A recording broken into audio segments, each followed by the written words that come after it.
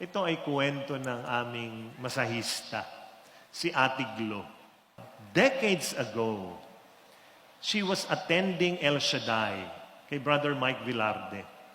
And then Mike Velarde told everybody, sige, saan nyo gustong pumuntang abroad? Mamasyal. Isigaw ninyo. Alam mo, sigawan lahat ng mga El Shaddai. Sigaw, ang lakas. Si Ate Glo sumigaw, America! America! Ganon, no? Sabi niya, isa lang sinisigaw ko. Yung mga katabi ko kung ano-ano. Last June, may nag-message sa kanya, yung nanay na nandito sa Pilipinas, gustong pumunta ng Amerika, walang kasama, baka gusto mong samahan. A-applyan ka namin ng caregiver na dokumento. Tapos ilakad mo sa embassy. So siya naman parang, dumating na yung dokumento. So sige, ito na, dasal siya. So inaayos niya. Tapos ito na, punta siyang US Embassy. Pagpasok niya, tahimik lang siya talaga. Pero lahat ng mga tao, linya na, siya at mga ilan, hindi sila masyadong ginagalaw. So siya, hindi siya kanina pa ako, hindi, talagang naghihintay lang siya. Siguro hindi siya nakita, sobrang liit, no? Hindi ko alam. Talagang nandun lang siya. Tapos naririnig niya, sana hindi tayo makapila dyan, sa konsul na yan. Ang sungit. Lahat ng umaalis, umiiyak. Denied. Nako, siya naman, Lord. Ikaw nang bahala. Tinawag siya ng guard. Dito ho kayo pumila. Patay. Doon sa masungit. Tapos nung tinawag na siya, nakangiti sa kanya. Sinabot niya lahat, tiningnan. Tapos tinatanong siya, do you know your rights? That you are going to work, you know how much you will be paid. Ganyan. Siya naman po, yes. Yeah, can you tell me? Ganyan. Daming tanong. Tapos nung pinapasagot na siya, sabi niya, pwede ho ba magtagalog? Di niya masyado mapaliwanag. Pero, alam niyo, maya-maya, sabi sa kanya nung consul, okay. Sabi sa kanya, give me 2 days and I will return your passport with your visa.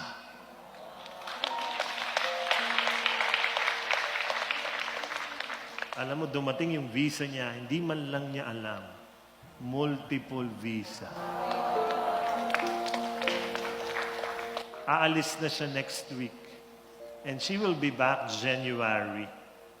And she massaged us last night, kaming lahat. Kaya pagkatapos niya ako masahiin, sabi ko sa kanya, Ate Glo, hindi man masarap sabihin ito, ha? Magandang sabihin. Pero sasabihin ko sa iyo, mamimiss ka ng katawang ko.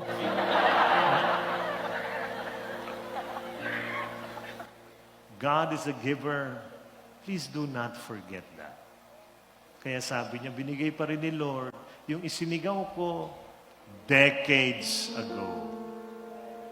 May inihingi ka kay Lord, di pa binibigay. Minsan nakalimutan mo na nga ibinaon mo na. Tapos, nung handa ka na, dumating. Naalala niyo yung mga panalangin yung ganun? Kaya, sige, nagdadasal ka. Tapos minsan, sige na Lord, tatabi ko na lang. Pero nasa puso ko yan, ha? Hindi kita sisisihin kung hindi nyo binigay. Pupurihin pa rin kita kahit wala. I will remain faithful. I will remain kind. I will continue loving and serving you. And you know what God is doing? He is preparing you. He is a giver. He will not give something to you that you will just throw away. Alam niya hindi ka handa Pag binigay sa'yo, tatapon mo. Parang maliit na bata. Yung maliit na bata gustong kumain ng ice cream. Pag binigyan mo ng cone na may ice cream, matatapon niya yan. Alam niya, bata ka pa. Lumaki ka pa konti para yung kamay mo lumaki, para mahawakan mo yung gusto mo. Ikaw ang hinahanda ng Diyos. He is a giver. He wants to give to you what you want, what you need. He knows also it will not be good for you. But He knows very well when to give it to you. Kailan? Maghintay ka lang. Mahal na mahal ka ng Diyos. Sa paghihintay mong ito, damahin mo na mahal ka niya. Kasi pag binigay niya ngayon, baka itapon mo lang. Sayang. Sayang. God is a giver. And He gives in the perfect time because He is merciful.